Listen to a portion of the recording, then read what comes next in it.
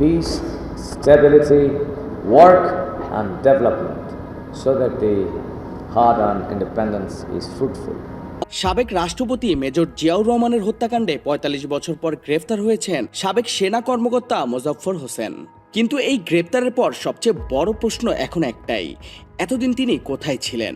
ডিএমপির তথ্য অনুযায়ী ১৬ জুলাই রাত 10টা 10 মিনিটে বনানীর একটি বাসা থেকে তাকে গ্রেফতার করে গোয়েন্দা বিভাগ। জিজ্ঞাসাবাদে পরিচয় নিশ্চিত হওয়ার পর বিষয়টি সশস্ত্র বাহিনীর বিভাগকে জানানো হয়। পরদিন তাকে ঢাকা সেনানিবাসের মিলিটারি পুলিশের কাছে হস্তান্তর করা হয়।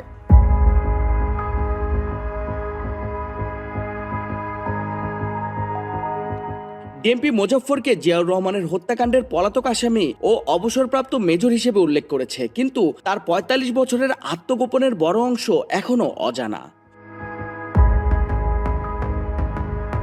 ঐতিহাসিক বর্ণনা অনুযায়ী ১৯৮১ সালের ৩০ মে চট্টগ্রাম সার্কিট হাউসে জিয়াউর রহমান হত্যার সময় মোজাফফর ঘটনাস্থলে থাকা সেনা কর্মকর্তাদের একজন ছিলেন।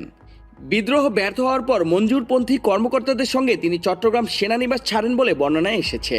পথে সরকার ও অনুগত সেনাদের সঙ্গে গোলাগুলিতে কয়েকজন নিহত ও গ্রেফতার হলেও মোজাফফর পালিয়ে যেতে সক্ষম হন। এরপর শুরু হয় তার দীর্ঘ পলাতক জীবন। কিছু সূত্র বলছে জিয়া হত্যাকাণ্ডের পর মোজাফফর ভারতে আত্মগোপনে ছিলেন। আর মেজর জেনারেল অবসরপ্রাপ্ত মইনুল হোসেন চৌধুরীর স্মৃতিকথার সূত্রে প্রকাশিত বর্ণনায় বলা হয়েছে, মোজাফফর একসময় ভারত থেকে ব্যাংককে যান। সেখানে আরেক পলাতক অভিযুক্ত মেজর এস.এম. খালেদের সঙ্গে তিনি মইনুল হোসেন চৌধুরীর সঙ্গে দেখা করেন। ওই আলোচনায় জিয়াউর রহমান হত্যাকাণ্ডের ঘটনা নিয়ে কথা হয়েছিল বলে বর্ণনা এসেছে।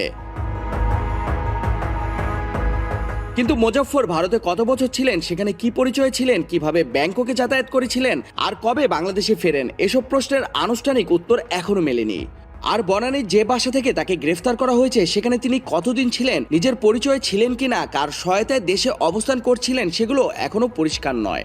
ডিএমপি শুধু জানিয়েছে হত্যাকাণ্ডের পর থেকে তিনি বিভিন্ন স্থানে আত্মগোপনে ছিলেন। সূত্রের তথ্য ও তথ্য প্রযুক্তি বিশ্লেষণ করে তার অবস্থান শনাক্ত করা হয়। তাই মোজাফফরের গ্রেফতার শুধু ৪৫ বছর পর একজন পলাতক সাবেক সেনা কর্মকর্তার আটকের ঘটনা নয়, এটি সামনে এনেছে আরও বড় প্রশ্ন। একজন অভিযুক্ত কিভাবে ভারত, ব্যাংকক ও বাংলাদেশ মিলিয়ে এত বছর ধরাছোঁয়ার বাইরে রইলেন? কারা তাকে পালাতে, থাকতে, যাতায়াত করতে এবং পরে দেশে ফিরতে সহায়তা করেছিল? আর ৪৫ বছর পর তার জিজ্ঞাসাবাদে কি জিয়াউর রহমান হত্যাকাণ্ডের সেই পুরনো অমীমাংসিত প্রশ্নগুলো নতুন উত্তর দেবে?